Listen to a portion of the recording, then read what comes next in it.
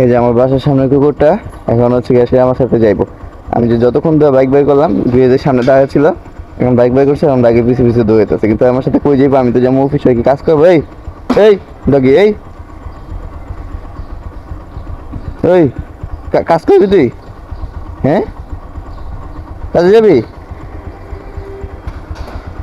এই আমার গাড়ি আগে আর পিছে খালি দৌড়াইতেছে।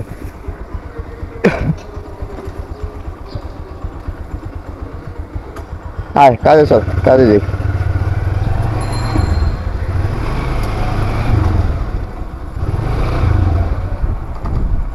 এই চলো।